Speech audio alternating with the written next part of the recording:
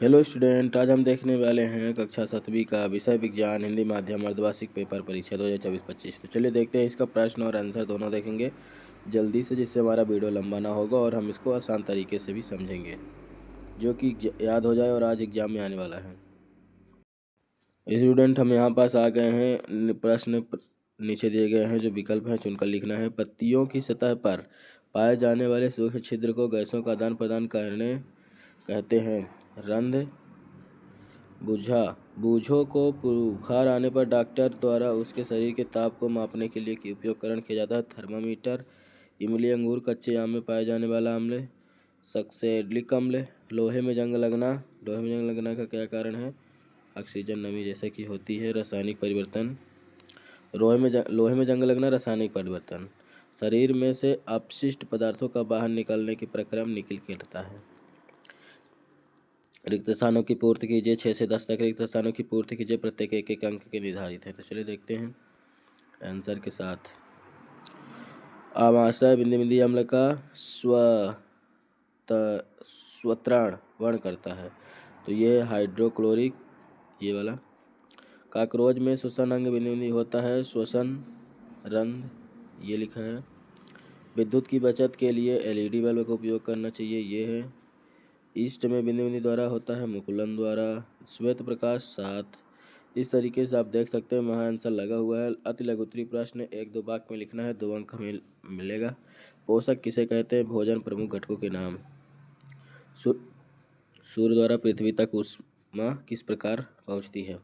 2 question है, दोनों का आंसर देखेंगे। ये है सजीवों द्वारा भोजन ग्रहण करने के इसमें उपयोग की जाने वाली विधि को पोषक कहते हैं। भोजन के प्रमुख घटक होते हैं कार्बोहाइड्रेट, वसा, खनिज, लवण, विटामिन और जल।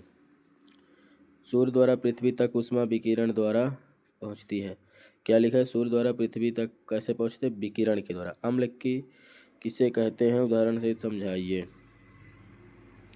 अम्ल किसे कहते हैं? 13 नंबर प्रश्न। 14 नंबर प्रश्न, जब कोई प्रकाश किरण चमकदार पेड़ से टकराती है तो परावर्तन का नियम होता है, जो कि यहाँ पास आंसर लिखा हुआ है। वे पदार्थ जिनका स्वाद खट्टा होता है अम्ल कहते हैं। एसिटिक अम्ल, सिट्रिक अम्ल। सब्सक्राइब जरूर करना है, बेल आइकन दबाना है, घंटी। इस तरीके से जो अगला क्वेश्चन है, जब कोई प्रकाश किरण चमकदार से टकराती है तो ये परावर्तन करना है। जब कोई प्रकाश किरण किसी चमकदार टकराती है तो प्रकाश के गुण से परावर्तन होता है। इस तरीके से हो गया 15 नंबर क्वेश्चन। दिया गया चित्र।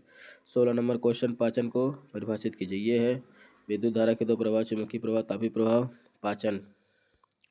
पाचन एक भौतिक रासायनिक प्रक्रिया है जिसमें भोजन को छोटे छोटे कणों में तोड़ता है ताकि वे रक्त में अवशोषित हो सके, पाचन की प्रक्रिया कहलाता है। पाचन की प्रक्रिया क्या है यहाँ पास देख सकते हैं। ये था 16 नंबर क्वेश्चन। हम देखेंगे 17 नंबर का क्वेश्चन। प्रश्न 30 से 40 शब्द, 3 अंक। यदि 2 वस्तुओं को ताप समान होगा तो ऊष्मा स्थानांतरित नहीं होगी। जब हम अत्यधिक धूल भरी वायु में सांस लेते छींक क्या होती है? पोषक व पोषक में अंतर। मौसम की रिपोर्ट भारतीय विज्ञान द्वारा। चलिए देखते हैं। ये है, हाँ, यदि 2 वस्तुओं का तापमान समान होता है तो उनमें बीच ऊष्मा का स्थानांतरण नहीं होता है। ऐसा इसलिए क्योंकि ऊष्मा हमेशा गर्म वस्तु से ठंड वस्तु की ओर प्रवाहित करती है। जब 2 वस्तुओं को तापमान एक जैसा होता है तो बीच में हस्तांतरण नहीं होता है। इस तरीके से आंसर हुआ। ये छींक क्यों आती है? धूल भरी वायु में सांस लेने से हमें श्वसन के साथ धूल कण भी श्वसन नाली में प्रवेश कर जाते हैं, वो स्वीकार नहीं करता है। फेफड़ों में तेज वायु के निकलने के प्रयास से छींक आती है। ठीक है, इस तरीके से चैनल को सब्सक्राइब जरूर करना है। ये जो अगला क्वेश्चन हमने देखे थे पोषक में तत्वों में, तो ये दोनों का अंतर है, देख सकते हैं। ये क्वेश्चन नंबर कौन सा है? पोषक पोषण में अंतर। तो ये वाला आंसर उसी का है, पोषक और पोषण में अंतर। पोषक वे रसायन जीवों के पोषक देते हैं, उनके शरीर को समृद्ध करने, ऊतकों को निर्माण मरम्मत करने में। ठीक, पोषक प्रक्रम जीव विज्ञान की ग्रहण करते हैं, अवशोषित करते हैं, अपक्षयक होते हैं। इस तरीके से यहाँ पास भी लिखा हुआ है, वही आंसर है।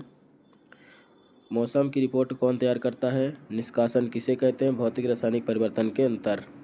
मौसम का ये है, मौसम विभाग भारतीय विज्ञान विभाग द्वारा तैयार किया जाता है। यह विभिन्न प्रतिदिन विभिन्न स्थानों से वहाँ के तापमान वेग का पूर्वानुमान लगाया जा सकता है।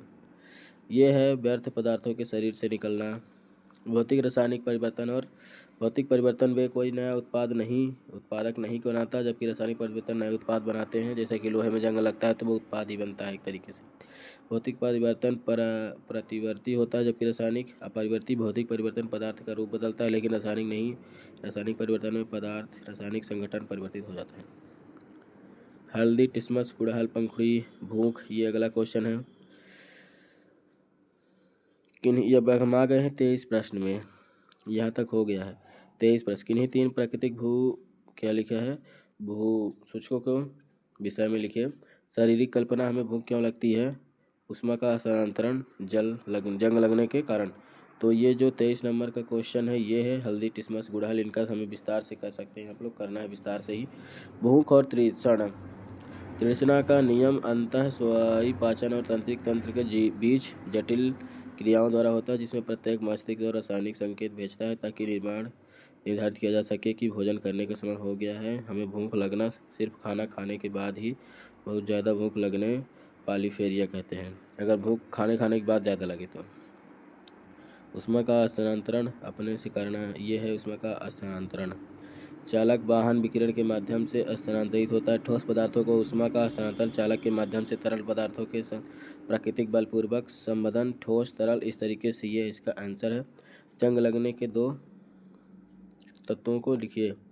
ये है लोहे में जंग लगना, ऑक्सीजन और पानी जल दोनों की उपस्थिति में लोहा या फिर आयरन होता है, ऑक्सीजन और पानी की उपस्थिति के कारण जंग लग जाता है। इस तरीके से समीकरण में समीकरण लिखना है, समीकरण याद करके जाना है। जंग लगने की प्रक्रिया जंग लगना कहलाती है। जंग लगने के तेज कारक, नमी, बारिश के संपर्क में आने से नमी का सबसे आम कारण है एसिड। कोई अगर हम धातु के आसपास वातावरण का pH कम कर दे तो जंग लगने की प्रक्रिया तेज हो जाती है।